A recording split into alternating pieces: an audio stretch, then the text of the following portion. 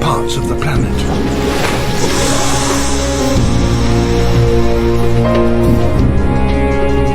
This is the story of how they do so.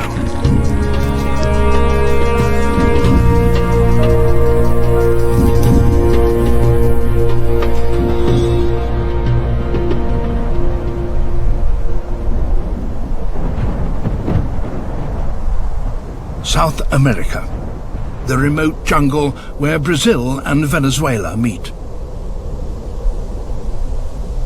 Sheer-sided mountains rise up from the jungle.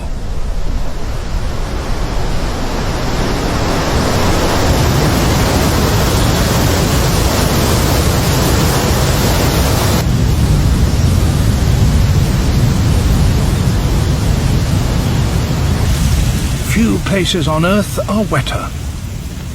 It's the home of some ancient and very peculiar amphibians. The waterfall toad is just an inch long, the size of a postage stamp. Its special gripping hands enable it to clamber safely high in the treetops.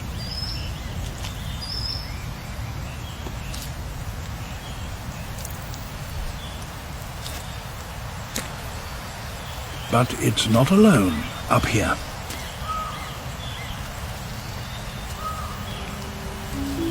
Most frogs and toads avoid predators by hopping out of danger.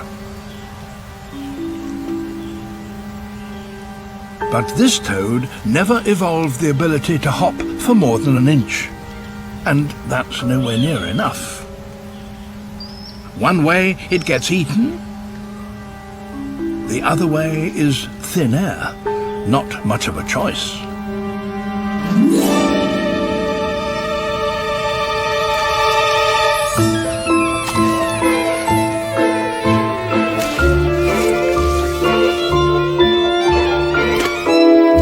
But this isn't suicide.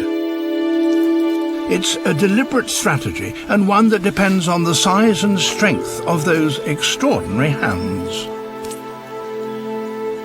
Free falling like this is a very effective way of escaping.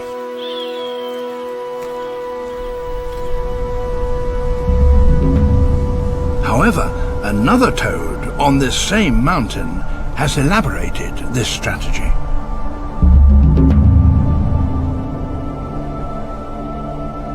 It lives a mile above the forest on this